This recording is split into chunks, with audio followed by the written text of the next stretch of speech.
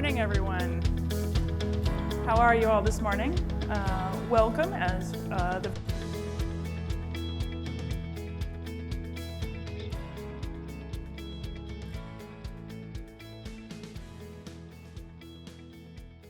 I am actually going to kick us off into our first panel. I am going to introduce our speakers, and then we're going to do this as you can see, in a talk show style, and really looking at a conversation here. So I'm going to start by introducing Becky Holtberg, President and CEO of the Oregon Association of Hospitals and Health Systems, Cheryl Wolf, President and CEO of Salem Health, and Wendy Watson, Chief Operating Officer of Kaiser Permanente Northwest. So thank you all for joining me, and I'm going to move us into the first conversation. So we have 3 questions we kind of wanted to work through, 3 topics that we really wanted to talk about. So I'm going to start us on the first one. And unfortunately, I'm going to start with the word COVID. I apologize. We will definitely not be spending the entire day on this topic, but we can't talk about where we are in the health systems here in Oregon without talking about that. So for a lot of people, we feel like we're kind of over it. We're moving past, we're moving beyond. That's a lot of the conversations that you hear out in the world. And less focus, even though it continues to be a problem, on hospital capacity.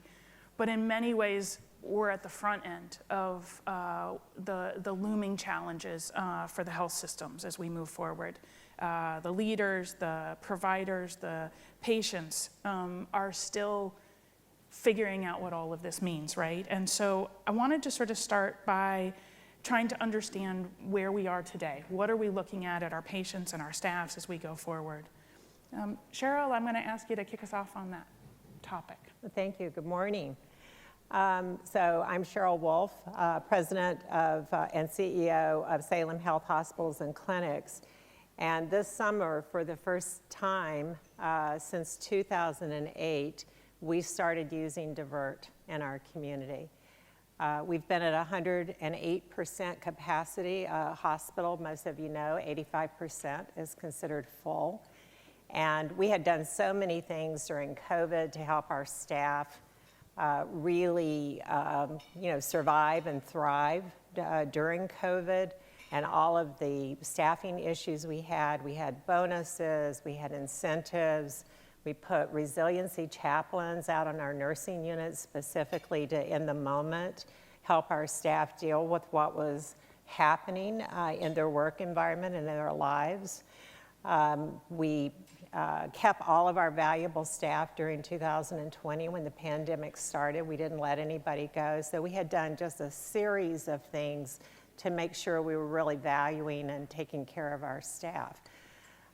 So it was kind of up to me finally to ask the question of our emergency room leadership, physicians and nurses, and saying, what are we going to do here? Are we going to continue to take every ambulance? We are the busiest emergency room on the entire West Coast. We see over 100,000 people a year. We're a single hospital. I know Portland sees a lot more than that, but that's not a single hospital. And so we're managing high volumes all the time. But with all the backups in the system, I asked the question, and it's been a huge source of pride for my staff to not divert. And we made the terrible decision to start taking to only take critical patients during high census time to try to preserve our staff, who were very much at the breaking point.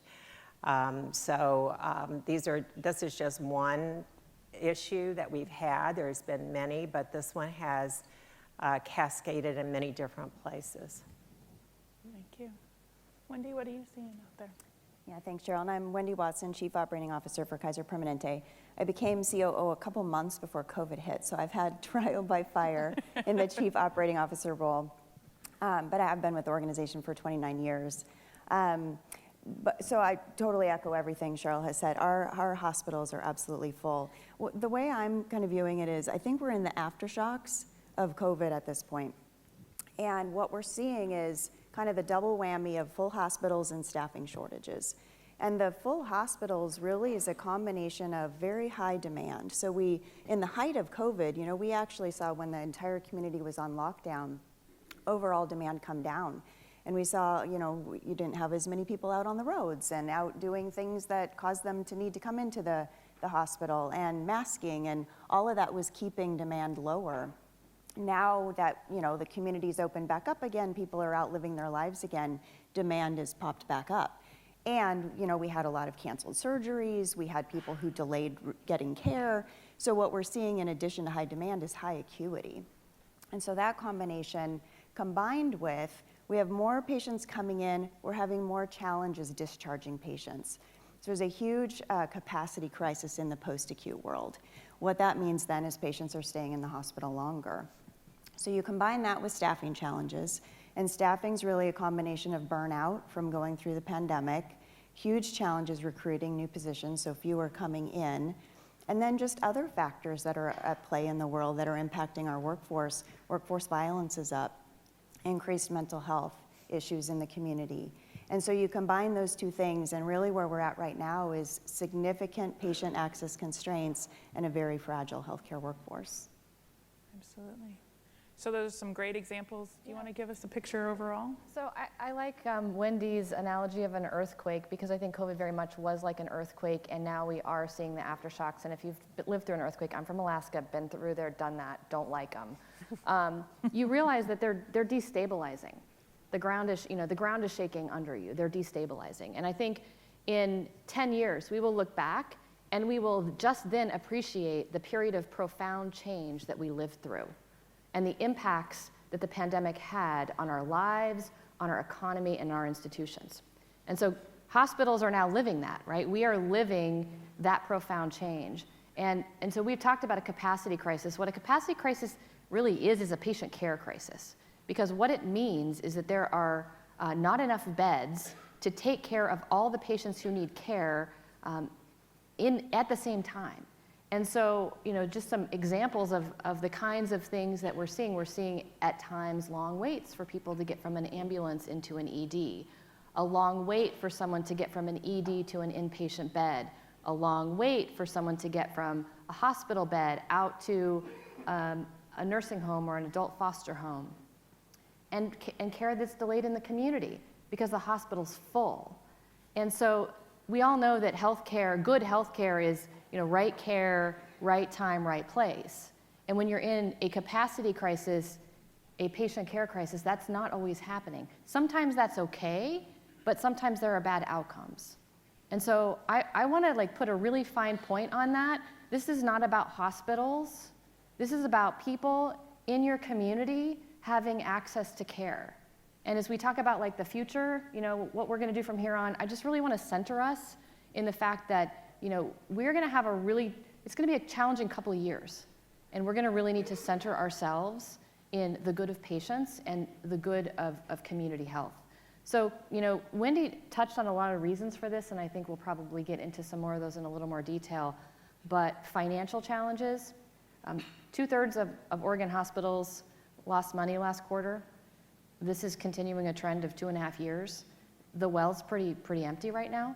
And so at the beginning of COVID, there were lots of extra resources to stand up new units, to add to pay travelers, and that's pretty depleted right now. So we're financial challenges, discharge challenges to post-acute care or other care settings, workforce challenges, and high acuity patients, people who are sicker, staying longer.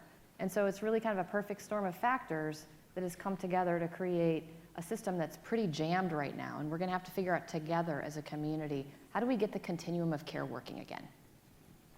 So on that point of the focus on patients and quality, I want to sort of pick on that a little bit, because you've talked about a lot of people in the hospital.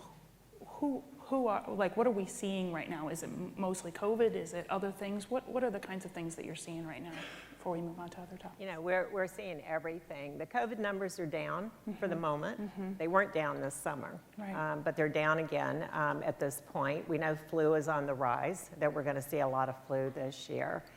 And if you look at the data in Oregon, the number of people that are aging in Oregon and what's happening, in terms of the demographics, and people that are older use hospitals more frequently than people that are younger. And so there was some predictability with the baby boomer generation coming of age, where again, unfortunately, that usually means it translates into more hospital care. And then the pent-up demand that Wendy was talking about, the reality is people put off care. And so what happened is they're sicker. Instead of working with them on their congestive heart failure, trying to get them stable, making sure they're on the right medications, people stayed home. And so by the time that they decided to come in and see a doctor, or they were sick enough to come into the emergency room, then we had people out of control in terms of their illness. So we've actually lost a couple of years of keeping people more healthy so they can cope with their illnesses more. So when Wendy talks about the high acuity, they are really sick people that are coming into the hospital. We have 644 beds. We're the largest bedded hospital in Oregon. And our adult census for those beds, there's all kinds of beds in a hospital. We're over 400 all the time with people that are adults that are really sick. And again, so COVID is not the factor at this moment, but every prediction says it, coupled with flu, coupled with childhood respiratory illnesses, are going to really take a bite out of us in the wintertime. And if I could build on that please. too, with that higher acuity, a bigger proportion of the patients in the hospital need more care, not just being able to go home post-acute. So looking at home health, hospice, skilled nursing facilities, long-term care, all of those systems are as constrained as hospitals. Right. So there's fewer places to be able to transport patients for the care they need after they're in the hospital for their stay. We're also seeing challenges with transportation. So pretty much every aspect of the system has been impacted as a result of COVID and the staffing challenges. And so that then backs up in the hospital. So on any given day in Oregon, there can be about 750 patients in beds who are no longer needing inpatient care, but we don't have a place to send them. So that's 750 fewer beds we have to care for patients who actually need inpatient care. Yeah, we can't just discharge somebody because they no longer meet acute care criteria, which is how we get reimbursed. We have to make sure it's a safe discharge for the patient and that they're going to the right place. In our organization, about 80% of the patients are able to go home, but that 20% is really creating quite a backlog. Before COVID, we had an average of about 30 patients a day that were waiting for post-acute and a long-term or a skilled rehab center. We have 90 now. And so if you kind of think about it, so it backs up there, then you've got all your beds full, then you've got your emergency room, and you've got all your ambulances rolling in, and the system just can't accommodate all of that. And if I could build on that too, I think one of the challenges for hospitals particularly that is perhaps not experienced by other healthcare providers is that hospitals have an open front door. So the emergency department is always open. You can walk in, even if you're on divert, people walk into the emergency department, that door is open. But the problem when the rest of the continuum isn't functioning is that the back door is closed. And so when the back door is closed, but the front door is open, you are putting incredible strain on a system that right now is pretty fragile and is really struggling, given all the things we talked about, workforce challenges, financial challenges, to deal with the volume that's currently in the hospital, right? It's great and really helpful to understand the breadth of the issues. I think there's sort of a simplistic picture of it's COVID and that's what's really driving it, but it's, as you noted, so much bigger than that and so much more complex. I want to come back to this issue of finances, right? When people hear that hospitals are full, there's an assumption that that means the dollars are flowing, and a lot of questions about where does that put us when we talk about financial strain, which we know exists in the hospitals and the health systems right now. So can we talk a little bit about what that is, a little bit more on that? Yeah, so I mean, hospital finances are not simple. I'm going to give you a simple way to talk about them, but they're not simple. And this is like the most complicated system that if we could design it from the ground up would look nothing like it does today. So let's just lay that out there as a foundational principle. But the basic math equation for hospitals in terms of their financial viability is pretty simple, and that's that During the pandemic, we saw expenses rise dramatically and revenue was essentially flat. Oregon hospitals pre-pandemic weren't high margin on average. You know, there's obviously a wide range, so I'm making a generalization based on kind of the average hospital. But they weren't high margin on average. And so then when you have labor costs that are going up at 20%, 20+%, labor costs are 50 to 65% of a hospital's expenses. So a pretty big chunk. Labor costs weren't the only thing going up. Pharmaceutical costs were going up. Supplies were going up. You've all experienced inflation in your own homes. So same thing was happening for hospitals. But just due to the way that that hospitals are reimbursed, they can't just raise prices to deal with the growing expenses. And so revenue's flat, expenses are up, big delta there that hospitals can sustain for a period of time, but can't be sustained indefinitely unless dynamics change. And so I think that is really the big challenge right now, is how are hospitals going to deal with these shortfalls, both in the short term and in the long term. And we, again, have talked about some of the factors driving revenues and expenses. Obviously, the inability to discharge patients, patient discharge delays, is something I think a lot of people don't necessarily think about as directly related to financial health. But hospitals often aren't getting reimbursed, either not at all or very minimally, for patients who need to be in another care setting. Well, when 20% of your patients are waiting for a bed to open up in a nursing home or in an adult foster home or somewhere else, that then compounds your financial problem. So we have a bit of a vicious cycle here, where not having the resources to deal with the volume and then having patients who are waiting discharge is really creating, again, the perfect storm. I think Oregon hospitals are a bit of a canary in a coal mine, and this will be the last point I make on this. But I think they're, and more particularly, organizations on the West Coast or hospitals on the West Coast, we have things that are good in a normal environment. High wages. We are the third highest nursing wages in the country in Oregon. We have high wages. We have a low number of hospital beds per capita. That means we're operating an efficient system that is focused on prevention.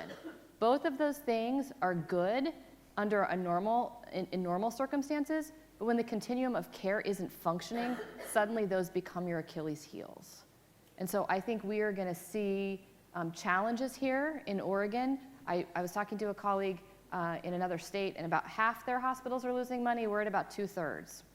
So I think depending on how we normalize and what the trends look like, I'm telling folks, hey, look at what's going on in the West, because unfortunately we may be the canary in the coal mine. Wendy, Cheryl, anything to add? Yeah, so just to build on that, whenever you have a supply and demand imbalance, costs go up. And so we're seeing that pretty much across the board. So with staffing, we're all competing for a limited pool of talent. So we're using referral bonuses, sign-on bonuses, offering to pay more. We're paying overtime and double time for our staff who are still with us to be able to cover a lot of the patient care needs. Agency costs, which we've all relied on, skyrocketed through COVID and would be 3 to 5 times the cost of our own internal staff. So all of that has just really rapidly increased the cost of staffing. And then the longer stays in the hospitals, more care you're providing. And then on the post-acute side, we're all again competing for limited skilled nursing beds, long-term care beds. So contracting costs are increasing. So pretty much, wherever supply and demand is out of balance, you're going to see costs go up, and that's what we're seeing. And maybe a final point. So I'm a registered nurse. This is my 49th year of being in acute care nonprofit hospital work, both at the bedside and administrative. And when I start talking about the finance piece, it kind of rubs me a little wrong. I'll be honest with you about that, because really we're all here for the patients. But in order to be here for the patients, we have to talk and be realistic about what the finances are. When Becky said that about 50-some% of our expenses in the hospital is labor, I can tell you mine right now is 74%. That's unsustainable. We have not, as I said, we laid nobody off. We had a shortage before COVID came. This is not new for us. And we've hired last year in our organization, we hired over 1,000 staff. Now that's not nurses, that's everybody in total, the most we've ever hired before. I still have 300 contract labor nurses in my organization at 3 times the rate of the nurses they're working right next door to. As you can understand, that can create a lot of problems in your organization. And so this is simply not sustainable. We haven't cut the care to our community. We've absorbed the cost. We're one of the 3/4 hospital for the first time in our history that we have a negative margin. So our quarter started in July, and we're at a negative 10%, first time. So it's about $46 million underwater right now. We have taken out for the first time in our career and the history of the hospital, we've taken long-term investments out of a really bad stock market environment. But we need that for daily operations. In our hospital, it's about $2 million a day in order to actually run the organization. And there's not any money coming in to do that. That's about a 14% of our investments. And so what that means is you can't do that very many times before you have no safety net to make sure that you can keep your hospital up and running. So we've talked about the patient population's experience with shortages and with their own health. We've talked about our workforce, our health system workforce, and the challenges they experience, and we've talked about the financial stresses that are here. So what do? We gotta be able to work our way out of this, and so I think that you've all articulated the challenges. So can we see if there are solutions out there? What are you thinking about going forward? How are you thinking about this? Who wants to go first? I'll go ahead. I'll keep going on this. Take the tough one, Cheryl. I would say that we're not just sitting around and wringing our hands. That's the way I would describe it. We're looking at so many ways to innovate and to do things differently. I personally don't think the post-acute is going to be fixed anytime soon. It's always been a bottleneck in the system. And again, this is not a criticism of our friends in that environment. It's just a reality. They have staffing challenges just like we do. So it's very difficult. They've had to close beds. I don't see this going away for a long time. And so as a result, a couple of things we've done. Length of stay has been a huge problem. People are sicker, they're staying longer. Again, we get paid from a case rate perspective, so you get paid a certain amount for the most part for taking care of patients. So they can stay 2 days or stay 15 days, you're going to get the same amount of money, right? So it's not, there's no incentive to keep people longer than you really need to. So some of the things that we're doing is we're really working on our length of stay to speed up care within the organization, and we have been able in the last 4 months to take off about a half a day. So we're now down below 5 days, and we were about 4 before COVID hit, so we've been well over 5, so that's a good thing in terms of that. We're repurposing, we built a new tower by accident in 2020, January, great day, right? We broke ground because again, we could see this aging population and knew we were gonna have trouble. So we have additional beds in our organization, which there aren't any others in this state. Mm-hmm. And so we've done some innovative rehab type of units that would normally be in post-acute to start, because it's not good enough, again, from a clinician's perspective, to just have patients sitting in a bed waiting for that next level of care. We've been aggressively trying to help them to get better and being able to actually return people home that are in those situations where otherwise they would have just sat for a while. So there's lots of innovation, I think, going on in Oregon. Yeah, building on that too, I think we're working within our sphere of control and trying to do everything that we can. Certainly one big piece is workforce. I don't think that the changes that we've seen throughout COVID are temporary. I think that we're in for a long period of time with workforce challenges. So really developing partnerships with schools. We're building internal pipeline development programs, kind of growing our own I think a lot of work needs to happen in that space. Nurse licensing, there's an opportunity to significantly simplify that so we can get nurses into the system easier. We also stood up a hospital at home program in the middle of COVID and have had great success with that. I've had over 1,000 patients who've been able to basically receive hospital level care in the home. That's something that grew out of the pandemic, and now we're looking at, kind of sustaining and growing that over time. And really just kind of re-looking at everything we do. Like, we hire completely differently now. It's not the long, drawn-out process we've done before. It's video interviews and same-day reach-out. And so it's streamlining and simplifying and really challenging the status quo of the way we did things before COVID to really the new reality we live in now. And then I think, just none of us individually, as individuals or individual health systems, can solve this alone. I think the biggest thing here is we all have to come together. Partnerships is how we solve this, because it's a whole system that is currently under constraint and broken, frankly. And we have to figure out how to rebuild it together.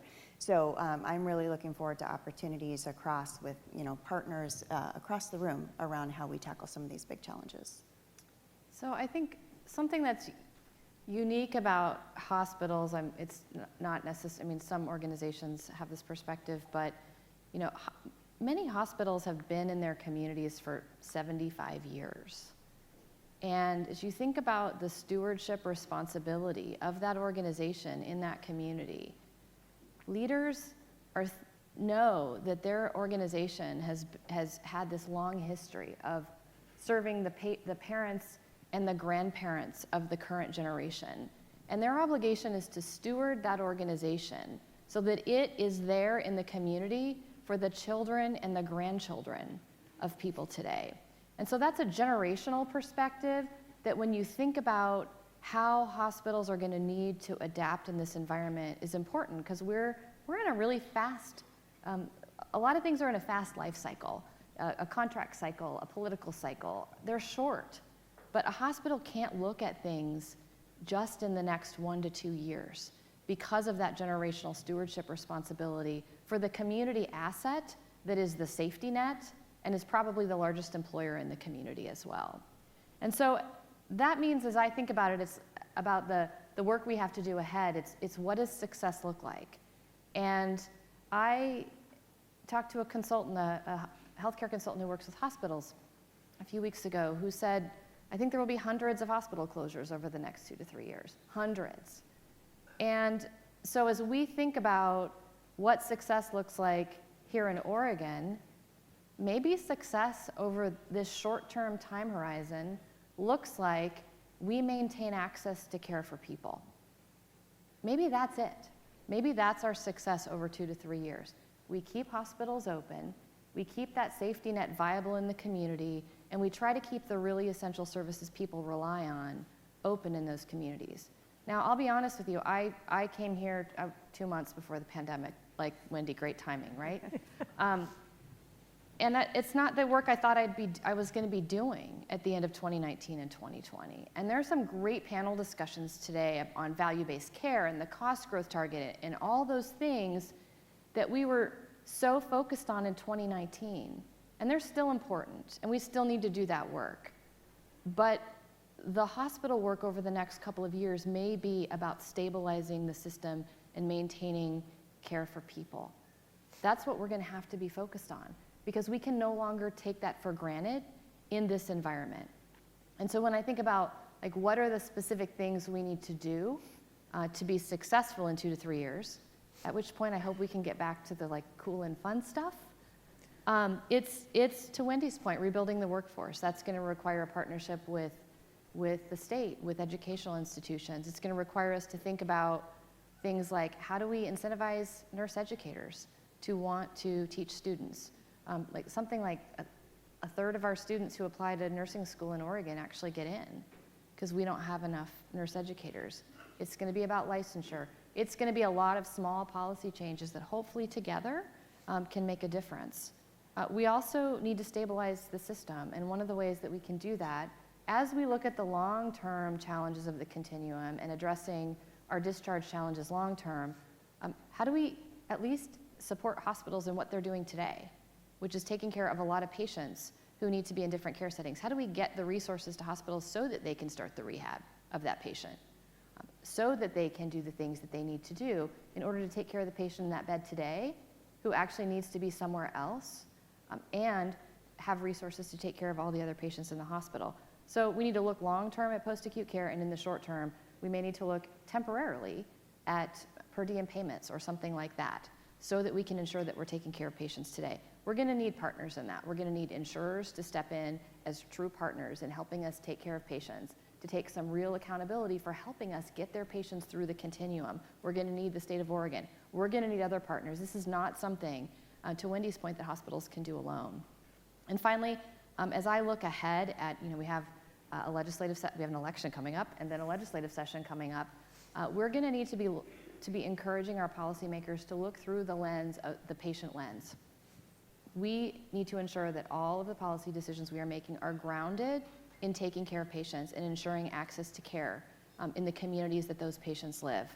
And so that's the lens that we're going to be looking at. I would encourage all of you to be looking at that lens, because the kinds of things that we have taken for granted in the past around the ability to go to that emergency department and get care immediately, we can no longer take for granted, at least in this short-term time horizon.